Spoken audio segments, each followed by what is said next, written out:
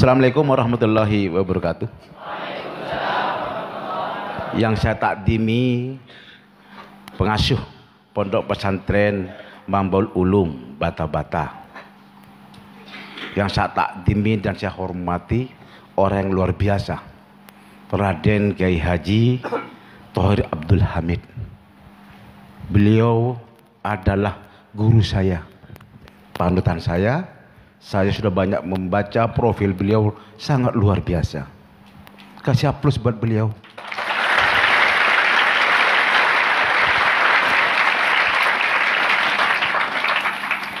Yang saya hormati Dewan As-Satid dan pengurus Pondok Pesantren Mambaul Ulum Bata-Bata, jajaran panitia penyelenggara Pekan Ngaji Internasional Event, moderator Bapak Salin Segaf MSI, para santri dan peserta event Pekan Ngaji 6 yang saya banggakan.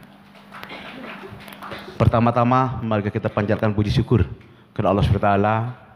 Pada pagi ini kita bisa bersilaturahim bersama dalam keadaan sehat tentunya. Salawat serta salam semoga tercurah limpahkan kepada junjungan Nabi besar Muhammad SAW beserta keluarga dan sahabat-sahabatnya. Para hadirin, pertama saya akan bercerita sedikit pengalaman hidup kami. Kami lahir di Sampang sampai SMA kelas 2. SMA kelas 2, SMP kelas 3 bapak saya meninggal. SMA kelas 2 ibu saya berangkat menjadi TKI. Saya kebebaran hutang dari orang tua kami waktu itu.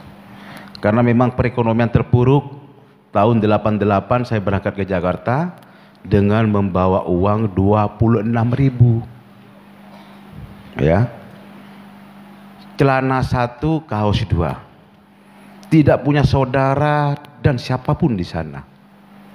Tapi yang pasti niat kami bekerja. Tahun 96, tahun 94 saya menikah. Menikah seorang diri. Ini publik ya, tidak boleh bohong. Karena ada live streaming dan seterusnya. Boleh tanya dan konfirmasi ke saudara saya, paman dan seterusnya. Boleh. Kami menikah tahun 94 sendirian. Meminang seorang perempuan sendiri. Nikah pun sendiri. Tidak ada sepupu, saudara kandung, paman, tidak ada.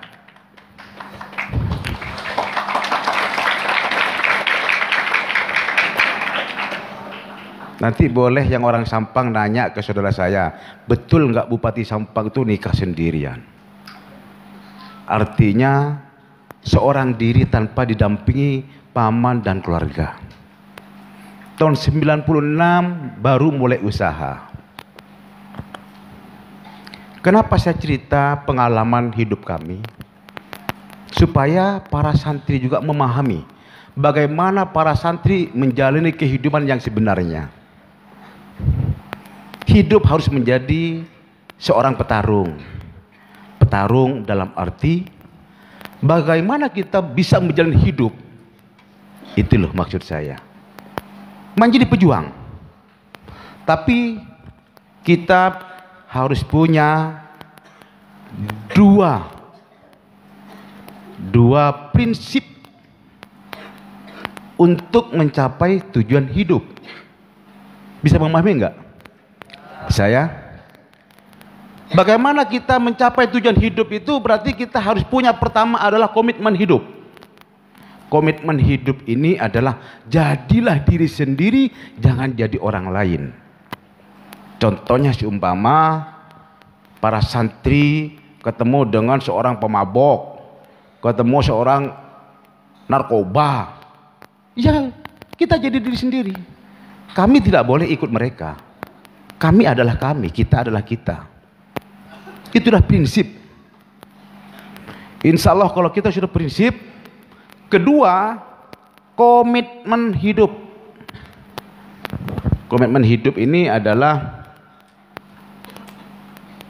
kalau sudah janji A ya A, apa yang sudah diucapkan itulah yang dilakukan. Saya ke Jakarta tidak punya modal sama sekali.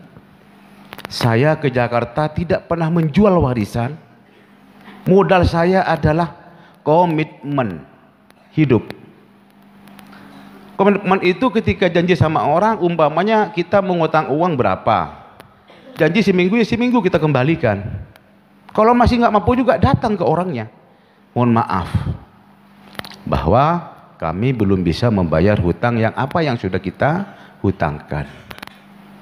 Mohon maaf, jangan malah sampai anak pun kadang-kadang diajak ngebohong.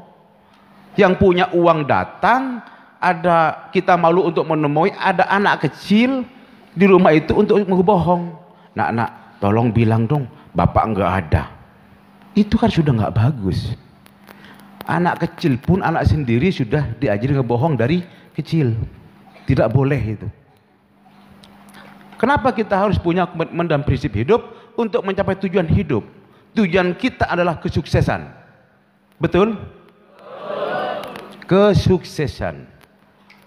Kalau dua ini tidak dijalani, maka kesuksesan tidak akan tercapai atau tujuan hidup ini. Itu awal saya berjuang bagaimana saya harus sukses. Jadi kunci sukses ada dua, ada prinsip hidup, komitmen hidup untuk mencapai tujuan hidup. Saya mulai usaha tahun 96, alhamdulillah berjalan sampai sekarang. Tinggal kita bagaimana kita hidup ini, karena hidup ini nanti akan dipertanggungjawabkan dunia maupun akhirat. Tuh. Untuk bertanggungjawab kita selama menjaga kehidupan, kita bisa berbuat kepada sesama. Berbuat kepada sesama. Membantu orang yang tidak mampu. Kalau kita sudah membantu, harus berdasarkan keikhlasan. Kami tidak membantu siapapun, bekerja untuk apapun, tapi kami niatkan ibadah, berangkat dari hati, tidak pernah berangkat dari nafsu. Ya, kalau kita berpikir pakai nafsu, biasanya nabrak kemana-mana. Tapi kalau kita berangkat dari hati, insya Allah amanah. Karena saya ingatkan untuk mencalonkan bupati, kami ibadah. Ibadah bisa berbuat dan manfaat kepada masyarakat Sampang maupun Madura dan seterusnya. Ya, itu yang kami lakukan.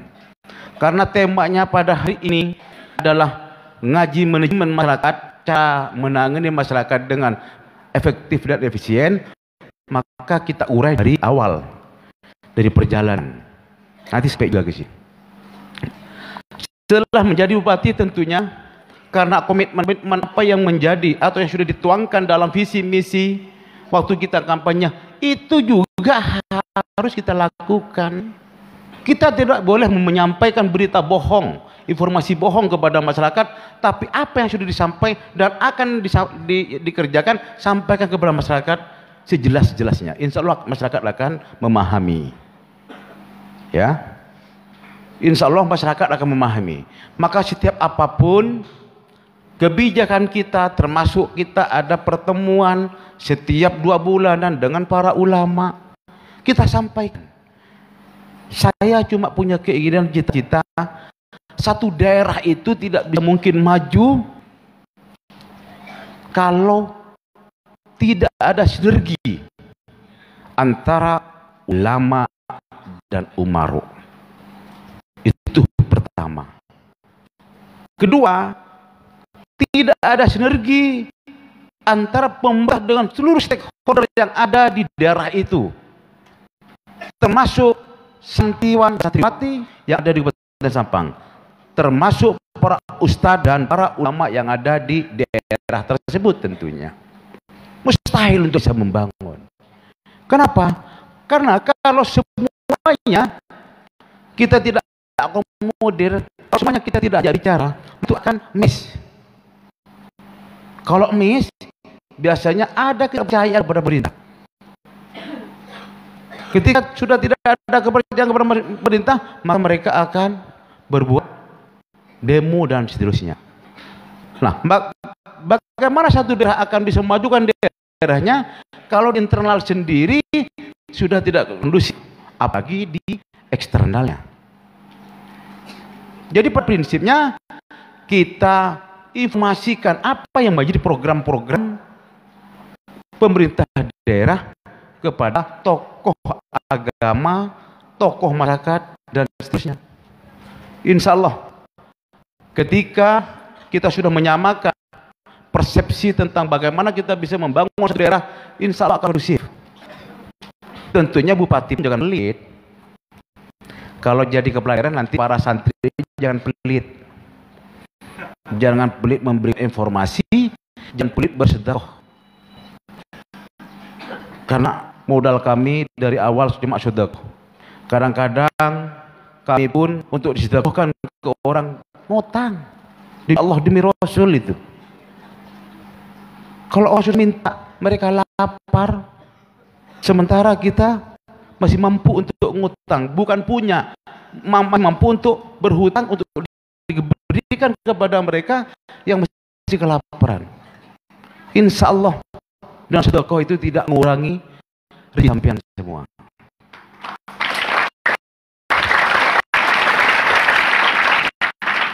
Tidak mengurangi rezeki sampean semua, malah akan menambah rezeki sampean. Kalau mengurangi harta, sebagian harta sampean, tapi kalau rezeki tidak. Karena yang kami lakukan seperti itu. Sedekah. Tapi tentunya sedekah itu harus ikhlas. Kalau nggak ikhlas, nggak ada maknanya juga. Itulah yang menjadi bagaimana pemikiran kita di Kabupaten Sampang tentunya. Karena waktu itu sebelum saya menjadi bupati, saya pernah menjadi anggota DPR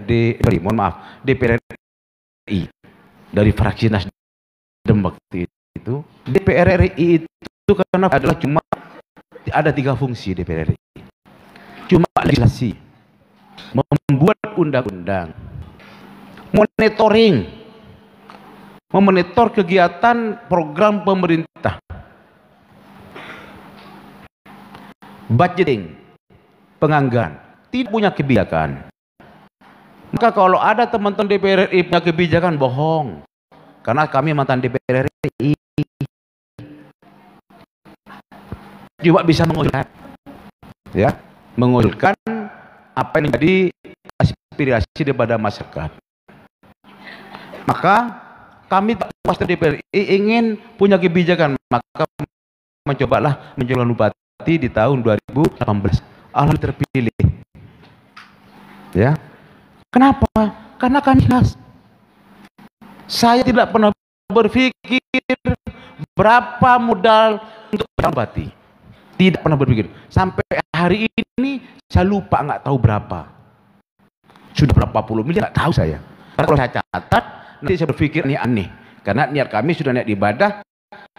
Kalau dicatat nanti malah ingin mengembalikan dan seterusnya. Maka saya sudah ingin untuk mengembalikan modal apa sudah lakukan. Saya hitung ini bagian dari ibadah kami, ibadah kami untuk melakukan perbaikan manajemen pemerintah berikut, menyatukan persepsi tentang pembangunan Kabupaten Sampang. Itu. Tidak ada sedikit pun untuk mengembalikan modal, apalagi mencari keuntungan dari apa modal yang kita keluarkan. Tidak ada sama sekali. Sebenarnya bupati ini gampang, cepat kaya. Cepat kayanya ada caranya. Jual beli jabatan, ada kepala dinas pendidikan tadi ada. Jual beli jabatan itu 1 kali mutasi, adik-adik santri biar tahu ya. Nanti kalau jadi pejabat jangan sampai terjadi sedih. 1 kali mutasi itu 8 miliar. Bukan? Lumayan. Setiap 3 bulan dievaluasi. Setahun lagi nanti. 200 juta. Coba kalikan aja berapa puluh camat. Kepala sekolah 50 juta. Kalikan berapa ribu kepala sekolah itu. Kepala dinas pendidikan 1,5 miliar. Sekda 2,5 miliar. Kenapa satu? Karena ditawari. Ada yang datang ke kami, Bapak, waktu pertama dilantik, Bapak berkenan mobil apa? Saya bilang, mobil saya garasi nggak muat, nggak bisa nambah. Ditawari, betul. Ada orang sampai sekarang. Ada. Kalau kita total 8 miliar setiap 3 bulan atau 6 bulan, bupati yang doyan uang atau pikiran ingin mengembalikan modal apa yang sudah dikeluarkan waktu pilkada. 8 miliar. Kepala dinas kesehatan 5 juta.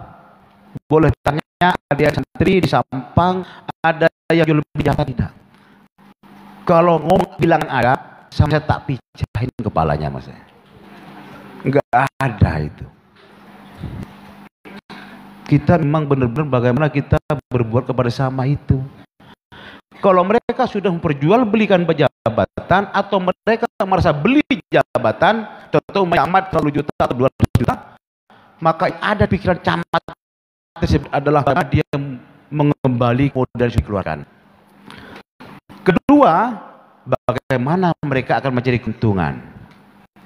Terus bagaimana dengan pelayanan publik, tentang bagaimana kita melayani masyarakat di daerah itu atau di Kabupaten Sampang, tidak bisa karena sudah profit oriented, karena di jabatannya beli, artinya dapat beli, nggak bisa. Bupatinya terima, terus mereka akan berbuat semena-mena tentang pekerjaannya.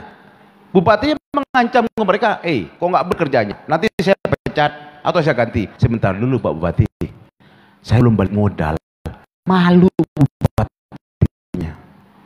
Tapi bupati yang nggak seperti itu, kadang-kadang malam nggak bisa sprint, saya ganti, bebas. Jadi nggak punya beban, ya, nggak punya beban bagaimana kita membangun daerah itu. Yang penting saya tidak sakit masyarakat. Kalau cuma saya salah pada sama-sama birokrasi, nggak masalah.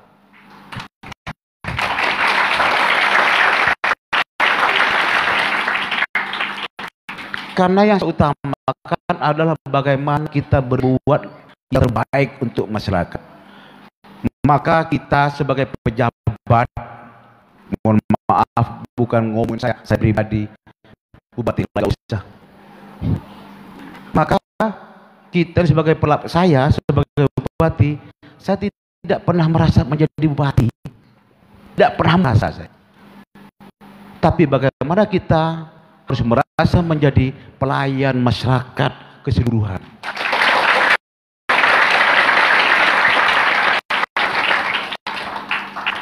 Karena kalau merasa menjadi bupati sombong, ya, bahu agak naik dikit, ini agak naik sedikit.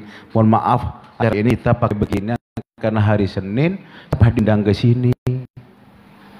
Biasanya saya pakai santai terus kalau di Sampang, sarungan, dan seterusnya. Kerjanya turun ke masyarakat karena memang kita sebagai pelayan, karena kami memposisikan sebagai pelayan masyarakat, bukan pejabat daerah. Salah persepsi itu, mentang-mentang bupati sombong, tidak, nggak boleh, ya. Sampai mobil dinas tadi disampaikan oleh persuh kita, kok nggak kayak mobil dinas. Lah iya, mobil saya ada kok. Waktu saya baru dilantik mobilnya tahun 2010, 2008. Mobil saya baru semua. Pakai mobil baru masa nggak boleh? Juga masih masuk koran. Bupati Sampang mobilnya mewah. Orang beli sendiri kok, bukan dapat nyolong. Ya. Wong saya juga dari zaman dulu juga sudah mobilnya alhamdulillah baik. Kecuali saya ngabisin uang negara untuk kepentingan pribadi, itu salah. Masa saya nyumbang untuk negara, salah juga. Memang banyak ya, apa namanya, kita sebagai bupati atau pejabat daerah ini atau kepala daerah selalu salahkan oleh rival-rival, dan memang kalau ada dulu mungkin ada sakit hati, tapi bagaimana sebagai pemimpin di daerah atau yang Sampang saya pimpin ini, bagaimana kita minimalisir orang-orang yang kontra sama kita, itu tugasnya. Saya tidak ada perbedaan sekarang. Musuh politik boleh ke orang-orang Sampang yang ada di sini, boleh. Kiai-kiai dulu yang beda dukungan, enggak saya pikirkan. Saya bentar kebersamaan untuk membangun. Kita datangi semuanya. Sudah selesai. Pertandingannya sudah selesai di pemilu kemarin. Sudah selesai. Ibarat kita sama-sama atlet tinju, sama-sama kita menarik kering, ada yang kalah pelukan, selesai sudah. Sudah tidak ada dendam lagi. Itulah kepala daerah harus bisa mengemban amanah dan bisa merangkul seluruh masyarakat yang ada di daerah itu, termasuk Bang saya. Seluruhnya kita rangkul. Sudah tidak lebat. Mudah-mudahan dalam pertemuan ini, karena saya 12 ada agenda Bapak Moderator, menjadi motivasi pada adik-adik santri sekalian. Ya. Lelaki harus bertarung di keluarganya, dalam rumah tangganya, bertarung di dalam kehidupannya. Ya. Dan lupa, laki punya komitmen prinsip hidup untuk mencapai tujuan hidup ini. Mungkin itu, mohon maaf apabila ada kekurangan. Ya. Kami mohon waktunya. Baik, terima kasih Bapak Dokter. Pertama, saya dulu paling benci sama partai, sangat benci. Dan saya dari tahun 98, 2000, 2001, 2005 ditawarkan oleh partai-partai, tidak pernah mau. Mau partai merah, hijau, kuning, biru, dan seterusnya. Saya anggap politisi itu bohong. Bohong. Itu yang ada di pikiran kami. Tahun 2012 saya mencoba, kok ada partai, saya nyoba yang aneh-aneh, masuk partai. Masuk partai cuma bisa mencalonkan. Kenapa saya masuk partai waktu itu? Saya pernah terjadi bangun gudang. Gudang saya ada 4 hektar waktu itu. Datang seorang tata ruang, oknum ya, mohon maaf oknumnya, ada 4 orang tata ruang katanya, dihitung, Pak, kalau ingin cepat Pak, sebulan sekian. Kalau Bapak ngurus biasa-biasa saja 4 bulan. Yang lebih cepat lagi berapa? Yang kilat? Ya seminggu Pak. Berapa? Sekian. Ada harganya semua. Inilah sistem birokrasi yang perlu kita perbaiki. Berawal dari itu saya mencoba mendaftarkan diri untuk mencalonkan diri sebagai anggota DPR RI Dapil Madura. Alhamdulillah tahun 2014 kami dilantik bulan November, 1 November dilantik menjadi anggota DPR RI dari Dapil Madura di Jakarta. Setelah di DPR RI, maaf, apa-apa saya bicara di umum, karena itulah yang menjadi beban kami waktu itu. Kami selama setahun lebih stres, adik-adik sekarang stres. Kenapa? Karena ketika kita komitmen, karena kami basicnya pengusaha, ketika kita ngomong A, B, B atau C, tidak boleh menyimpang. Ketika di DPR kadang-kadang A, besok udah Z. Sekarang B, sore udah G, nggak jelas. Akhirnya kita mencoba bagaimana kita, seorang politisi ini sebenarnya bisa bisa buat ladang ibadah kita. Tergantung bagaimana kita menjalankan suatu capaian seorang politisi tersebut. Umpamanya dia pernah anggota DPRD provinsi atau DPRD, tergantung kita membawamu kemana.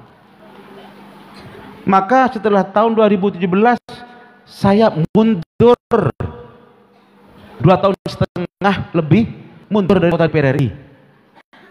Ya, kalau ibarat orang investasi nggak lunas itu, mundur mencalonkan anggota, mencalonkan bupati di Kabupaten Sampang. Artinya bagaimana menjadi seorang politisi amanah? Ya, kita harus pakai hati. Tujuan dari politisi itu adalah kekuasaan. Tapi bagaimana kita ketika sudah mendapat kekuasaan itu, ya menjadi seorang yang amanah. Itu boleh. Para santri boleh menjadi orang politisi, tapi seorang politisi yang amanah. Jangan dia teriak-teriak, berpikir cuma berpikir kepentingan pribadi dan kelompoknya. Terus nerakanya dibiarkan. Terus bagaimana tanggung jawab kita nanti di akhirat? Karena pasti dipertanyakan. Iya, waktu DPR sudah berbuat apa?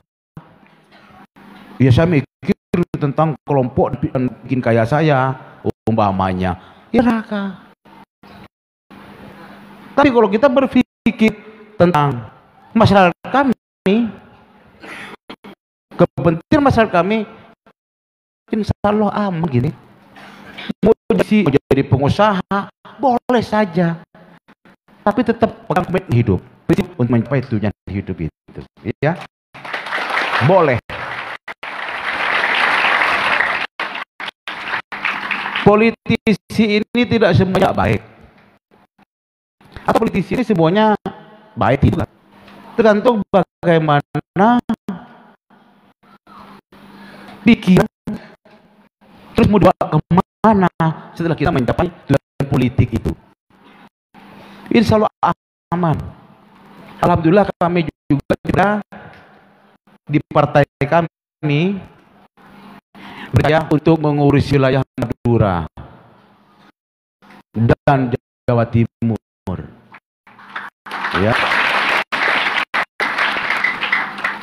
Maka di Raden Kiai Haji Thohir juga tadi cepat bincang-bincang, enggak seperti partai sampean, enggak seperti partai sampean. Kita maksudnya partai saya takutnya dianggapnya kampanye, enggak. Kalau partai sampean, terserah sampean, tinggalkan kanan, kiri. Itulah maksud dan tujuannya, supaya kita berpartai ini tidak liar. Itu yang menjadi perbincangan kami tadi dengan Kiai Haji Thohir di dalam bagaimana kita bisa membawa partai yang kita usung atau yang kita bawa, ya. Mudah-mudahan sukses. Apapun cita-cita para santri, mau tentara, mau apa, mau pengusaha dan seterusnya. Alhamdulillah saya juga dulu nggak lulus SMA, tapi saya punya cita-cita anak saya sampai seperti bapaknya. Alhamdulillah anak saya yang pertama dokter, sekarang teruskan spesialisnya. Tapi saya pastikan, mohon maaf adik-adik santri biar tahu semua, anak saya lulus SD wajib dok. Itu yang terpenting.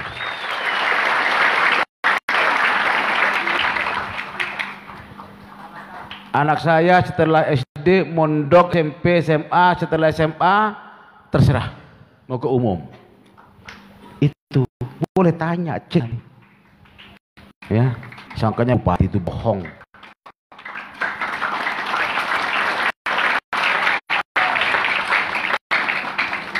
Alhamdulillah dokternya di UNER, spesialisnya insya Allah di UNER. Yang nomor 2 SMP di Pondok, SMA di Pondok, baru lulus kemarin tahun 2020, sekarang di Akpol.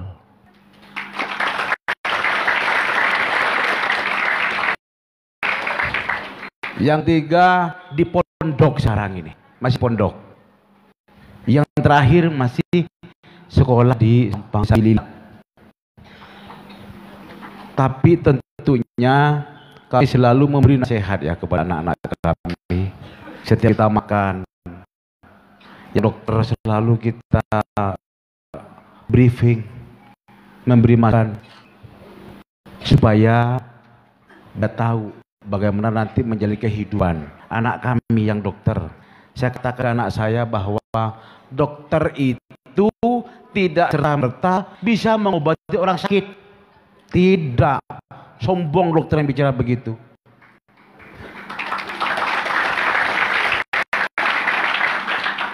Jangan mentang-mentang anak saya ini dokter terus bisa menyembuhkan. Tak bisa.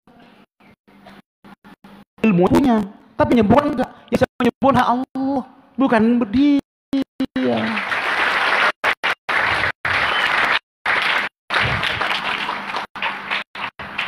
Maka anak saya selalu ditekankan, setelah mau dokter spesialis ke dalam, jangan serta merta cuma bapaknya ini jelek begini, tidak nanti. Ingin punya kenang-kenangan, oh ya saya bisa manfaat kepada masyarakat, bisa berbuat kepada sesama, itu yang kami minta. Tidak untuk mencari uang. Tugasnya cuma disuruh pintakan untuk membantu. Itu anak saya. Maka dokter bukan bisa menyembuhkan. Kalau ada dokter bisa orang sakit, kaya orang dokter itu. Ya, saya pastikan kaya. Enggak lah. Maka sekarang sampai saya ajarin ke anak saya, umpama saya contohkan ada 2 dokter atau ada 3 dokter. Mungkin adik sendiri tahu juga. Ada dokter A, B, dan C. Kadang-kadang karena dia sugesti dengan dokter A ini belum berobat, belum sembuh. Ada kan yang seperti itu? Kadang-kadang mau sembuh saya. Tapi ketika datang ke dokter B, enggak sembuh-sembuh. Kata orang yang betul, tak cocok pun. Tak cocok dokter jelas. Tapi kita berangkat dari kehilasan, insya Allah kembali yang datang. Itu loh maksudnya.